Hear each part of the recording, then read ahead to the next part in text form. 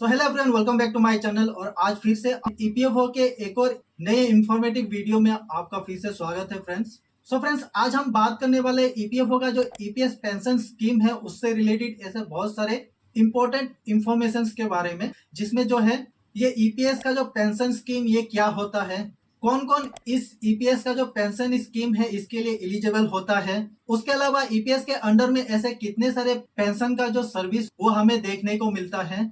उसके बाद EPS pension scheme का अंडर में 10 साल जो है सर्विस करने के बाद हमें कितना पेंशन का जो अमाउंट वो आफ्टर रिटायरमेंट मिलता है।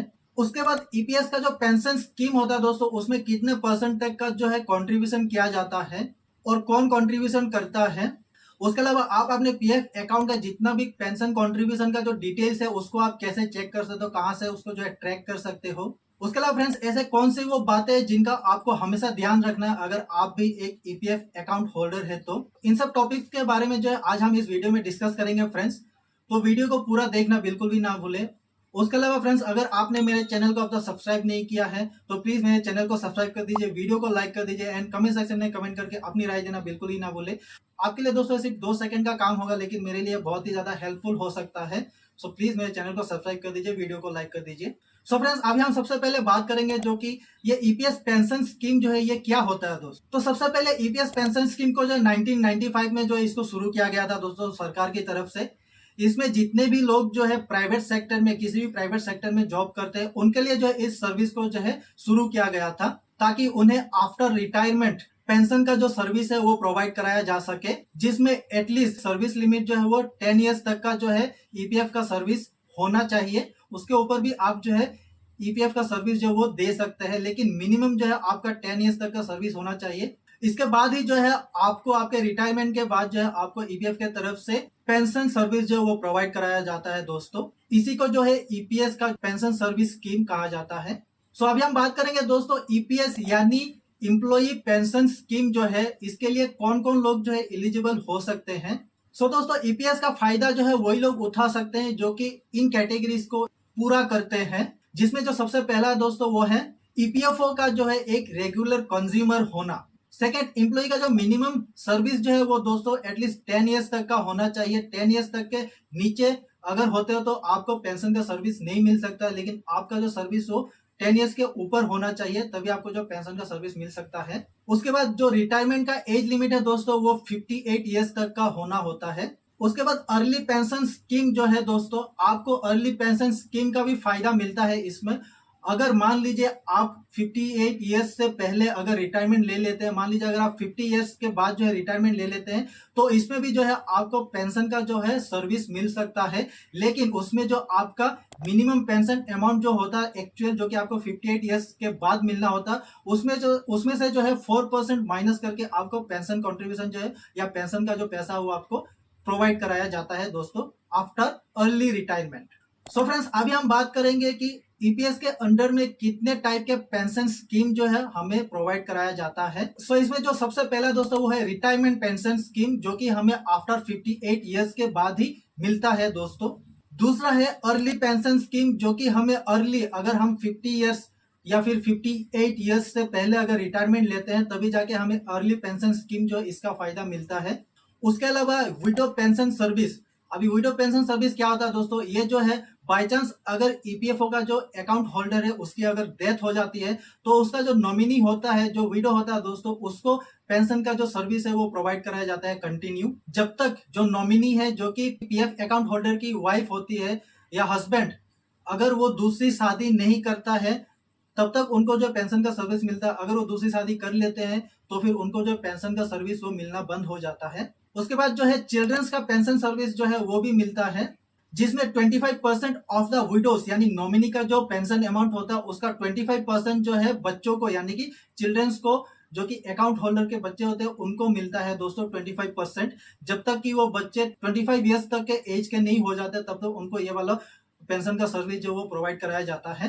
लेकिन इस बीच अगर विडो यानी कि जो नॉमिनी होता है या तो फिर वो हस्बैंड या फिर वाइफ, अगर वो दूसरी शादी कर लेते हैं दोस्तों, सो इस केस में जो कुछ सिलेक्टेड कंडीशन में जो है जो बच्चे होते हैं उनको जो है पीएफ का पेंशन वो कंटिन्यू प्रोवाइड कराया जाता है। उसके बाद जो एक और पेंशन स्कीम होता है दोस्तों वो है ऑर्फन पेंशन स्कीम। अब ये ऑर्फन पेंशन स्कीम क्या होता है दोस्तों, मान लीजिए अगर ईपीएफओ अकाउंट होल्डर जो उसकी डेथ हो जाती है और साथ में उसकी नॉमिनी यानी कि वाइफ या फिर हस्बैंड उसकी भी अगर डेथ हो जाती है दोस्तों, तो इस केस में जो है जो भी पीएफ का पैसा होता है, पेंशन का अमाउंट होता है, वो उनके बच्चों को जो है मिलना शुरू हो जाता है। इसी को जो ऑर्फन पेंशन स्कीम कहा जाता है। बट इसमें कुछ जरूरी जो कंडीशंस है वो अप्लाई होते हैं फ्रेंड्स, जिसमें जो है सबसे पहला एम्प्लॉय अकाउंट होल्डर के सिर्फ 2 ही बच्चे होने चाहिए। 2 से ऊपर बच्चे अगर होंगे तो उनको नहीं मिलेगा, सिर्फ 2 बच्चों को इसका पेंशन का जो सर्विस जो है वो मिलता रहेगा। उसके बाद पैसा जो है वो कितना मिलता है दोस्तों बच्चों को after both the account holders after death of their parents. तो इसमें जो दोस्तों जो विडो का जो पेंशन अमाउंट होता है उसका 75% जो है वो पेंशन बच्चों को प्रोवाइड कराया जाता है दोस्तों। कब तक अभी बात करेंगे दोस्तों, कब तक जो है पेंशन का सर्विस बच्चों को मिलता रहेगा। तो दोस्तों जब तक बच्चे 25 साल यानी 25 ईयर्स तक के नहीं हो जाता तब तक उनको जो ये सर्विस मिलता रहता है। उसके बाद दोस्तों अगर कोई बच्चा स्पेशल कैटेगरी में आता है, मान लीजिए अगर स्पेशली कोई बच्चा अगर डिसेबल्ड होता है मेंटली या फिर फिजिकली, तो ऐसे कंडीशन में उस बच्चे को जो है लाइफ टाइम पीएफ का पेंशन जो है कॉन्ट्रीब्यूशन अमाउंट जो है वो प्रोवाइड कराया जाता है। लेकिन उसके लिए जो है डिसेबिलिटी सर्टिफिकेट जो है उसका होना जरूरी होता है। अभी हम बात करेंगे दोस्तों कितने परसेंट तक का जो आपके पीएफ अकाउंट आपके ईपीएस अकाउंट में जो कंट्रीब्यूशन किया जाता है या फिर आपके ईपीएफओ अकाउंट में जो कंट्रीब्यूशन किया जाता है। तो उसमें जो सबसे पहले दोस्तों वो है 12% ऑफ द एम्प्लॉय कंट्रीब्यूशन, यानी कि जो एम्प्लॉय होता है उसका सैलरी का जो 12% है वो उनके ईपीएफ अकाउंट में कंट्रीब्यूट किया जाता है।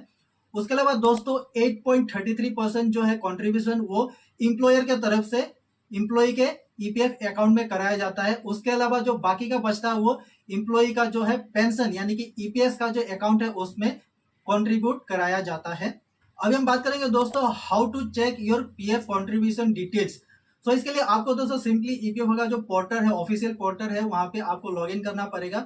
ईपीएफओ का जो पोर्टल का लिंक है मैं आपको यहाँ पे डिस्क्रिप्शन में दे दूंगा, आप वहां से जाके इसको ओपन कर सकते हो। ईपीएफओ पोर्टल में यूएन एंटर करके पासवर्ड डाल के लॉगिन करने के बाद आपको 3 डॉट में क्लिक करके जो है ईपीएफ पासबुक सर्विस का जो ऑप्शन देखने को मिलेगा, वहां पे क्लिक करके आपको आपके ईपीएफ पासबुक में जो लॉगिन कर लेना है। उसके बाद वहां पे आप अपने ईपीएफ का जितना भी पेंशन कंट्रीब्यूशन वगैरह होता है या फिर ईपीएफ कंट्रीब्यूशन होता है उसको आप वहां पे ट्रैक कर सकते हो आसानी से।